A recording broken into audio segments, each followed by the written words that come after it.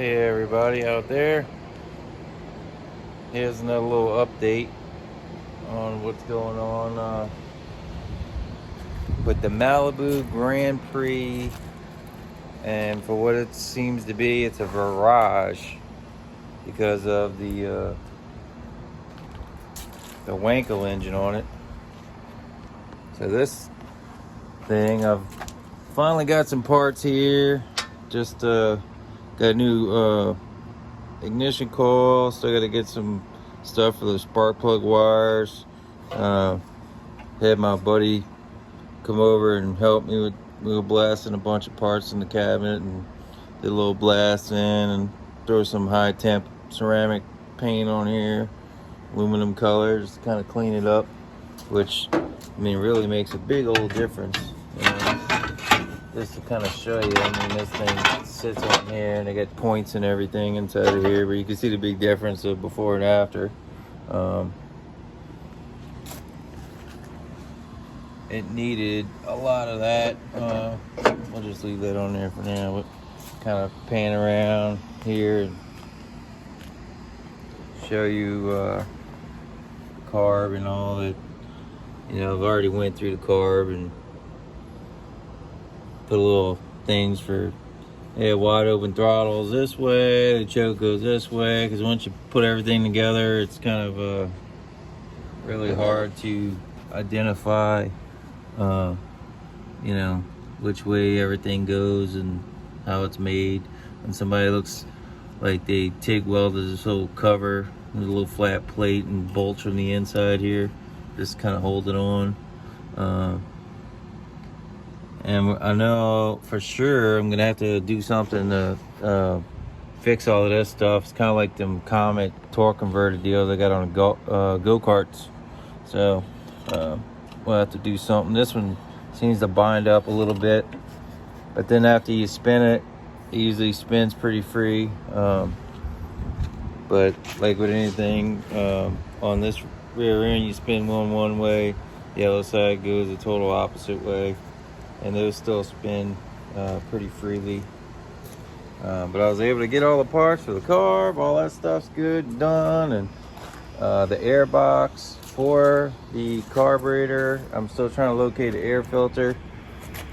But come to find out, just for anybody that's trying to build one of these, which I haven't seen anybody building one like this at all, which it's good and scary at the same time, but we'll get through it.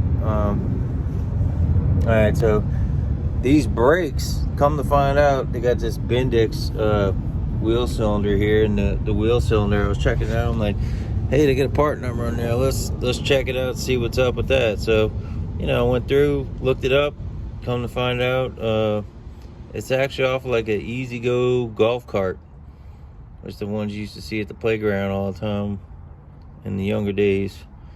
So this 5 lug on a 4.5 bolt pattern, it kind of sucks that it's the 5 lug because they don't make many wheels or anything. But the 4 lug, they got a million different designs for the regular golf carts nowadays. But hey, it's all part of how it is. So, but yeah, so we finally figured out, hey, now I know I can get the brake wheel cylinder. It was like $200 for this one piece, which sucks, but hey, it's all, I mean, there ain't nothing I can do about that.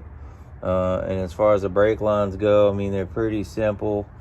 I might get the stainless ones and just fire them that way.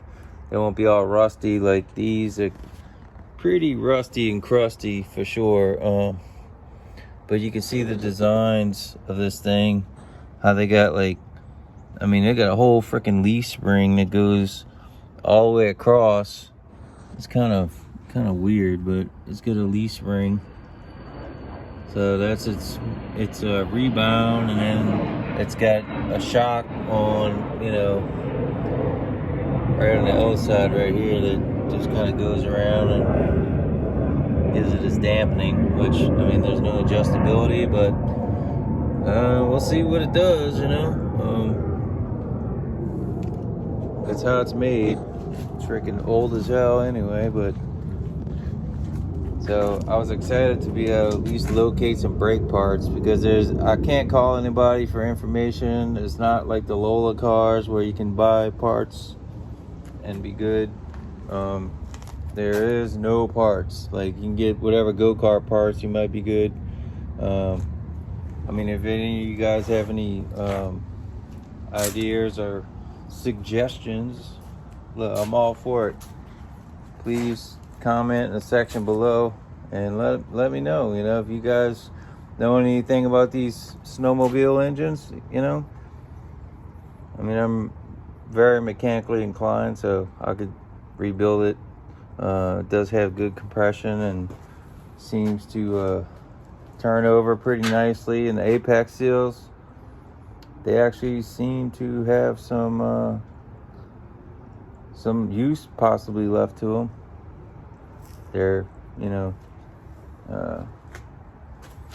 holding somewhat of compression. I can kind of show you just so you can kind of see. Let's see which way this thing's gonna turn here. But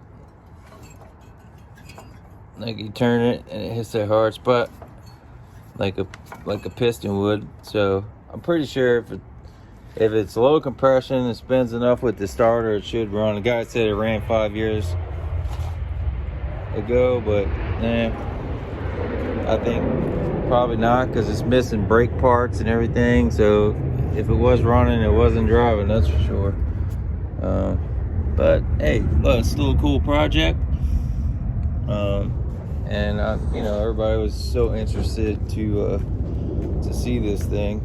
And I mean, like, the fiberglass on this thing, it's freaking heavy, but it almost looks like they got wood under here. Or, I mean, I couldn't see them bending wood like this unless they soaked it in water or something. And then it had the ISCA sticker on here, and you know, that might mean something to somebody. And it was painted by Custom Specialties, which I couldn't find many places with that name. But I mean, look, hand painted pinstripes, 12-inch wide slicks, and got some 9.5-inch wide slicks in the front. Oh, another cool thing I figured I'd share with everyone here about these tires. If you look up these tires, the 20 by 12, so it's 20 tall, 12 wide on a 10-inch rim.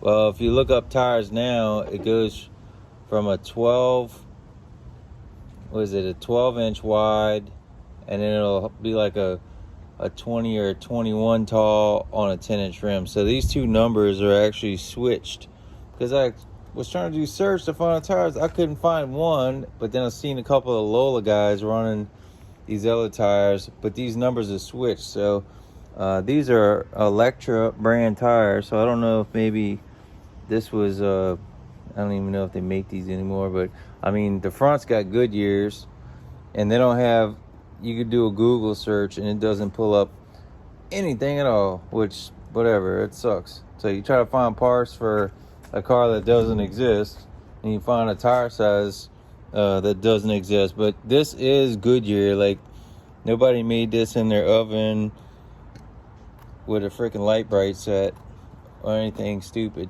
This is like made like that. And the crappy part is these tires, the holes on them, the holes that you know, show you how much tread they got left. I think it was the back ones. Yeah, I mean, look, these suckers are so deep in here.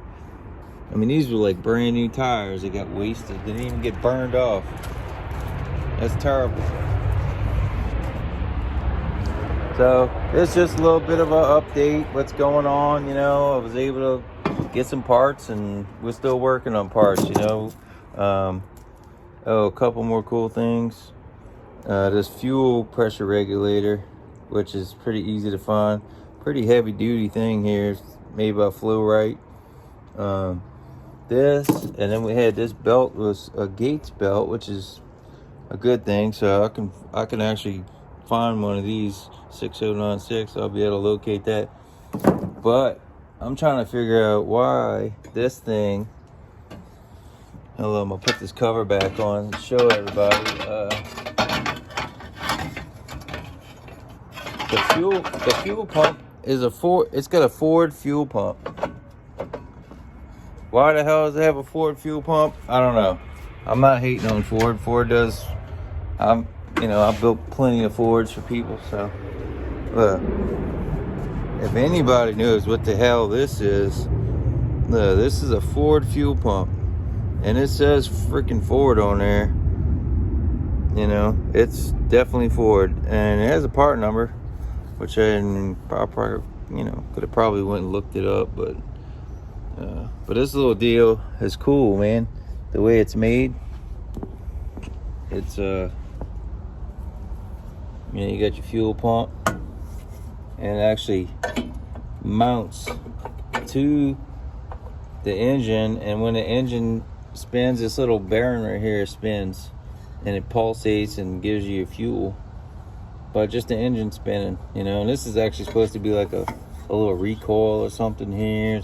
I know it's missing some stuff, and it's got electric start, so the starter anyway, I'll rig that up and make that work. I ain't too worried about that.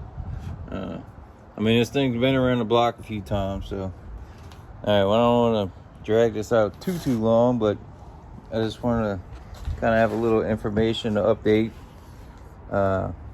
So hopefully next 2 weeks I'll get some power to this thing, jump box, and we're gonna get this thing fired up, and I'll post it on my channel so you guys can all see all the fresh smoke and dirt and everything burning on this thing when I fire it up, because it's been sitting so long. But if you like any of my videos, please subscribe and hit the like button. Peace.